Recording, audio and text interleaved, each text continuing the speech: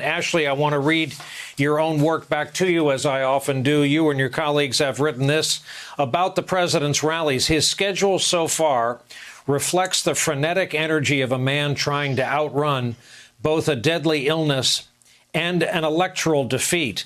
Ashley, ideally, frenetic, different city, everyday travel with 3 weeks to go is designed to affect the end result on Election Day. Is this that, or is this kind of a salve for the soul?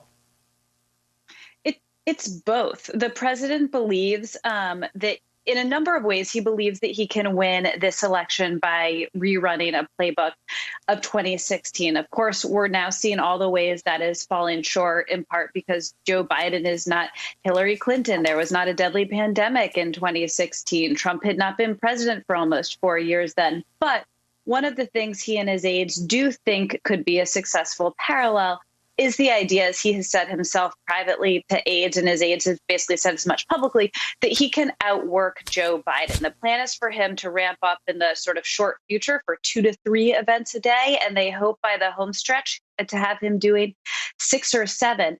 And it's also, being out on the campaign trail is the president's bomb, and it's where he gets energy. And there were a ton of concerns, not just for the safety of the rally goers, not just are the people in the president's orbit, a number of them have coronavirus. It's unclear who is or is not contagious, but just these events, as you said, where people are not wearing masks or they're not practicing social distancing. There were concerns for the health of people coming together in these mass gatherings and for the health of the president, who is recovering from, again, what is a deadly illness when he is in his 70s, has some of the comorbidities like being overweight that are not a good prognosis if it is good for his health. But aides sort of said this is being driven by him.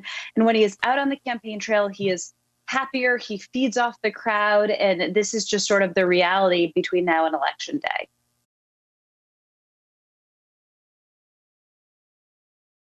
Hey there, I'm Chris Hayes from MSNBC. Thanks for watching MSNBC on YouTube. If you want to keep up to date with the videos we're putting out, you can click subscribe just below me, or click over on this list to see lots of other great videos.